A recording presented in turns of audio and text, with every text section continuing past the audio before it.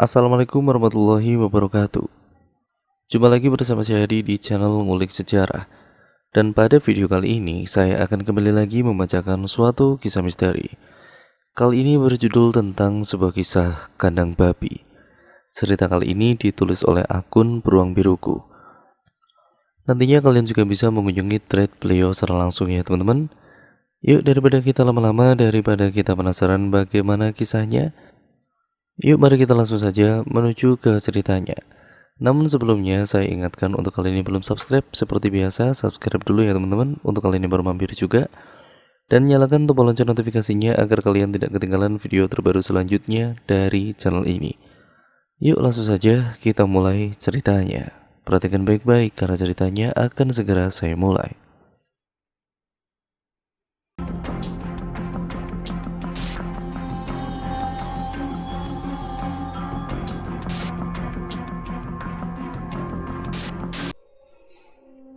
Kisah horor ini pernah dirasakan oleh warga, yaitu seorang pria berusia 33 tahun yang kita samarkan namanya menjadi Eko. Sekitar 10 tahun lalu atau kurang lebih pada tahun 2013 silam. Pertama kali dalam hidupnya, Eko mengalami peristiwa horor yang bahkan sampai membuatnya sakit selama beberapa hari. Bahkan sampai membuatnya trauma kini. Tapi peristiwa tidak mengenakan itu sendiri sebenarnya terjadi karena ulah dari sikapnya yang sembrono kala itu.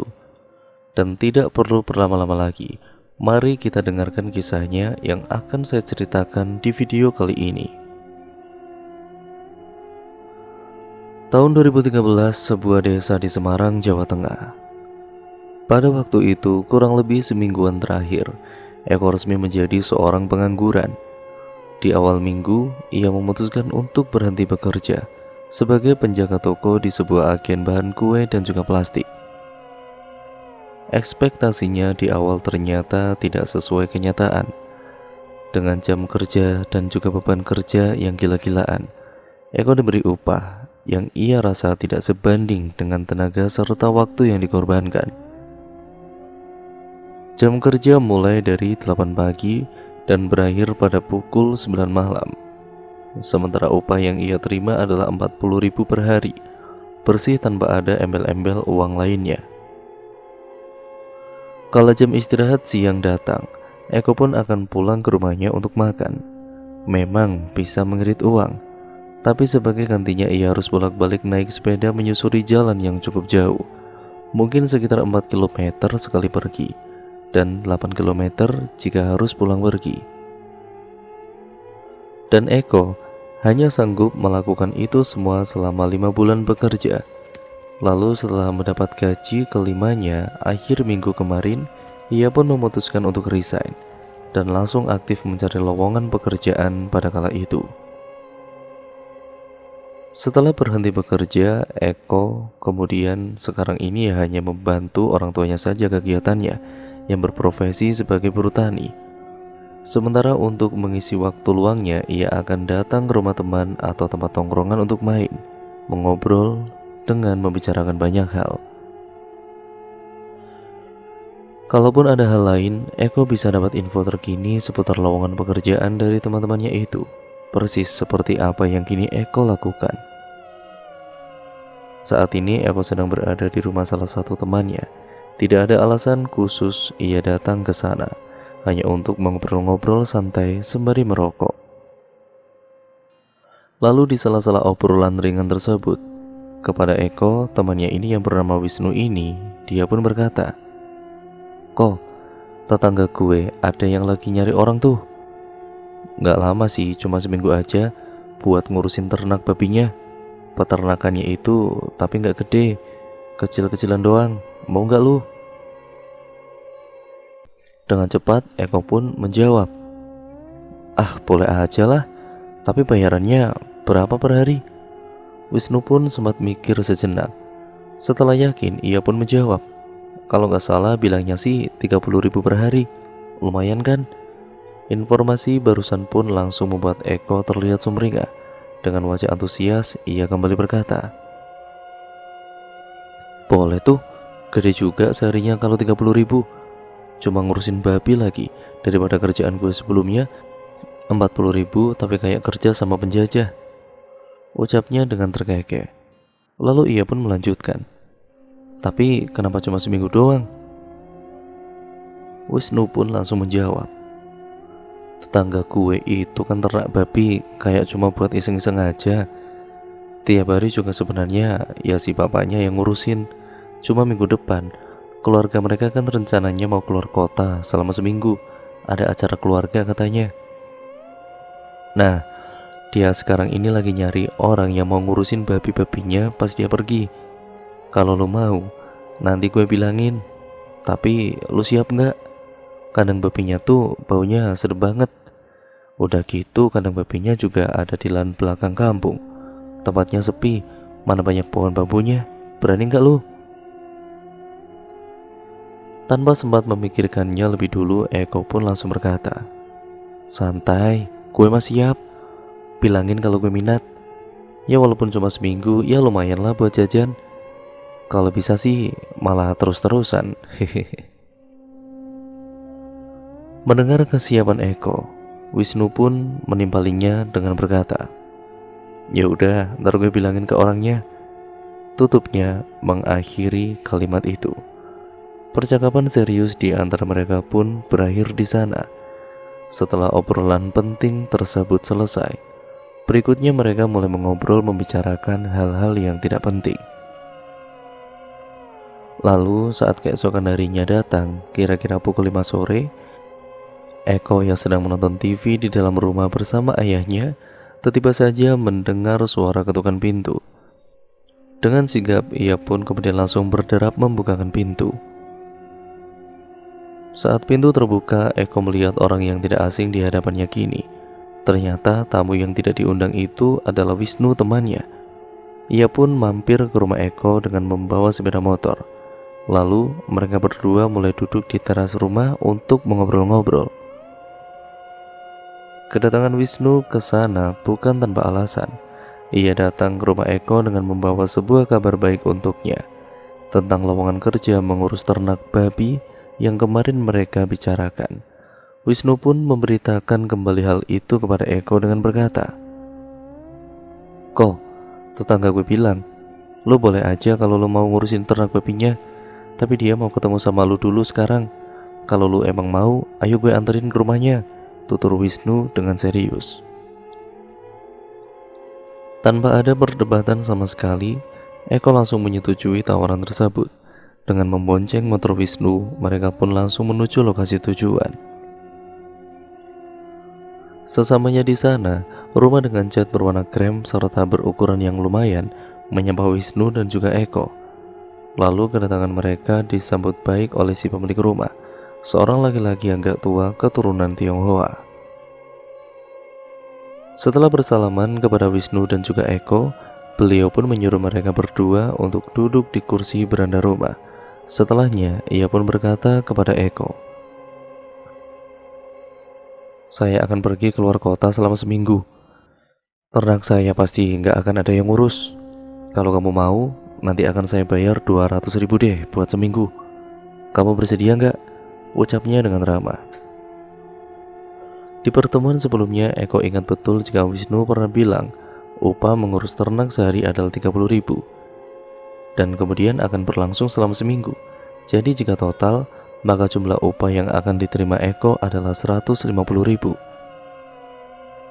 Dan sekarang si pemilik rumah justru menawarkan upah menjadi genap 200.000. Sebagai pekerjaan iseng-iseng, tentu ini adalah nominal yang menguntungkan bagi Eko. Setidaknya benak Eko beranggapan demikian. Jadi tanpa ada negosiasi yang alot, ia pun sepakat untuk menerima tawaran tersebut. Kepada Eko, beliau pun menegaskan satu hal dan berkata, pekerjaan kamu itu nanti memberi makan sama membersihkan kandang setiap harinya, pagi dan juga sore. Kalau kamu mulai bekerja, nanti saya kasih tahu caranya.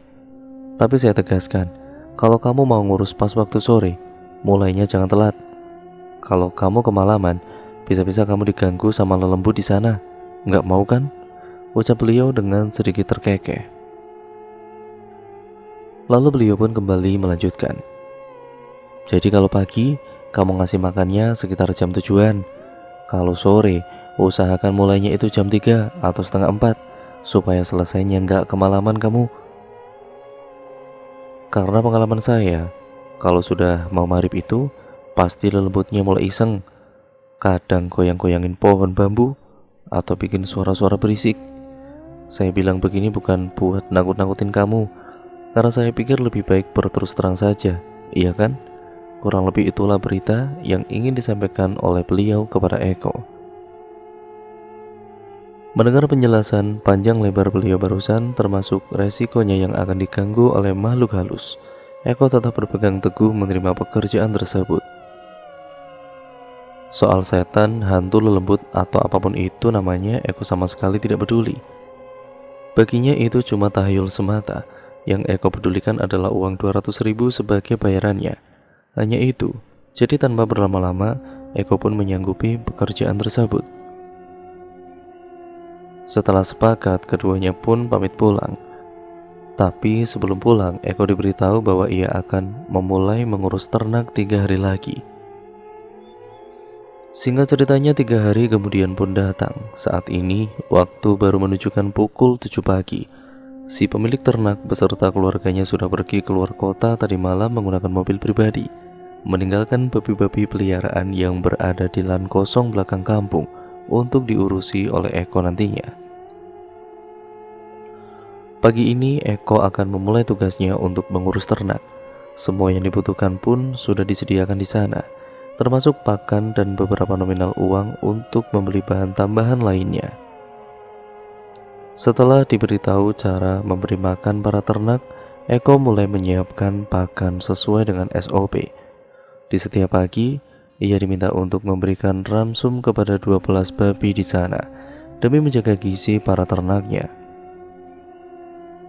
Sementara di sore harinya, ia diminta untuk memberikan mereka dedak dengan dicampur sayur-sayuran, mungkin daun kangkung atau wortel yang sudah dihancurkan.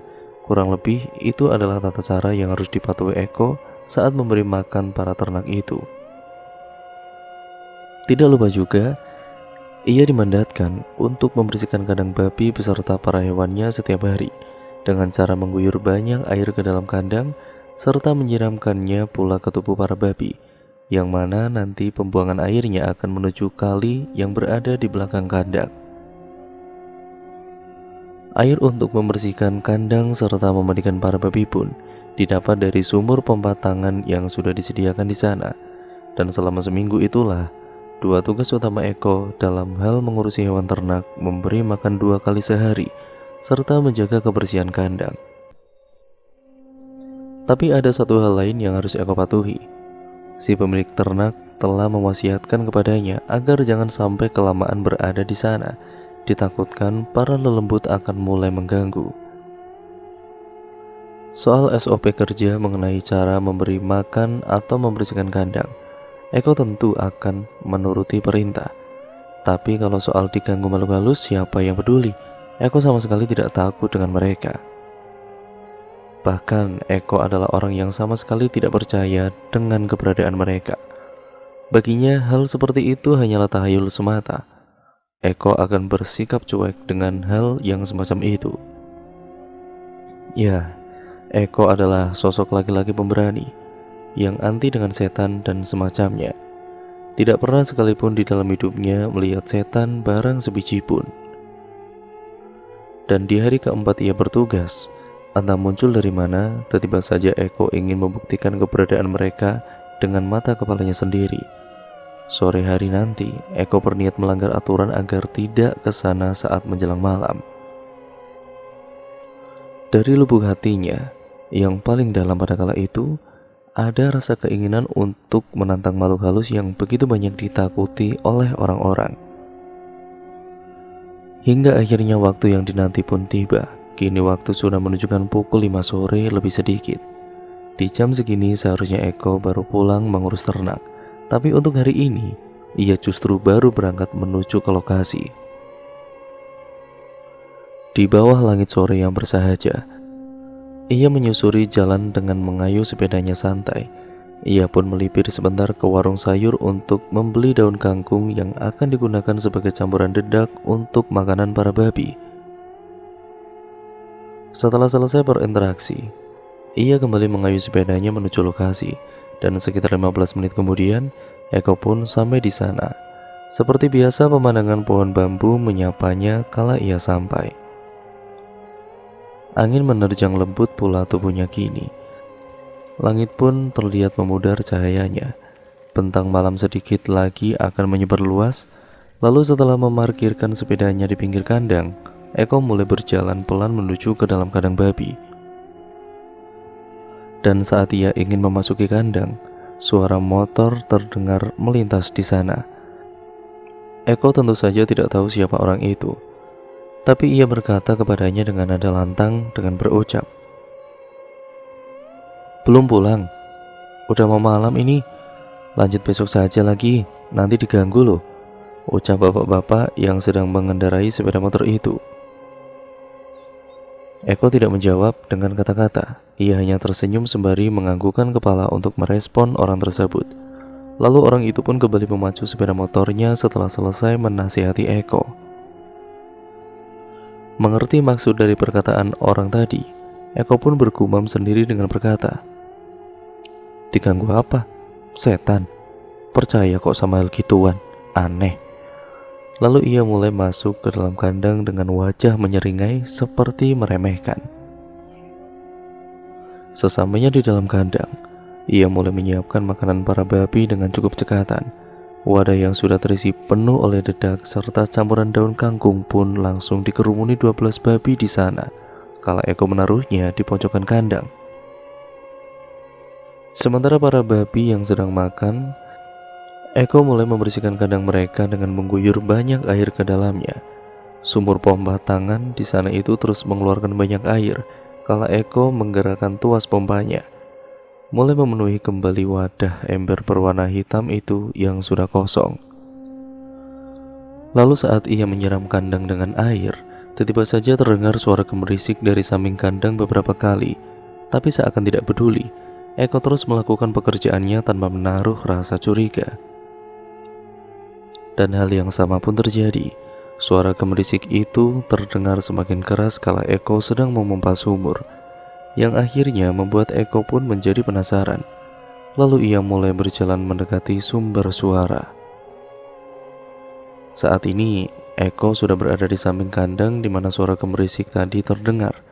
Di ujung matanya tidak ada apapun saat ini selain pohon bambu yang menjulang tinggi. Ia pun sempat berjalan mengelilingi kandang dengan maksud mengecek dari mana suara barusan sebenarnya berasal. Tapi tidak ada satupun petunjuk yang ia dapatkan. Suara itu malah menghilang kala ia mencarinya. Merasa cukup, Eko mulai bekerja memompa air untuk memenuhi ember di sana. Dan sekali lagi, saat Eko sedang bekerja, suara gemerisik itu mulai terdengar lagi.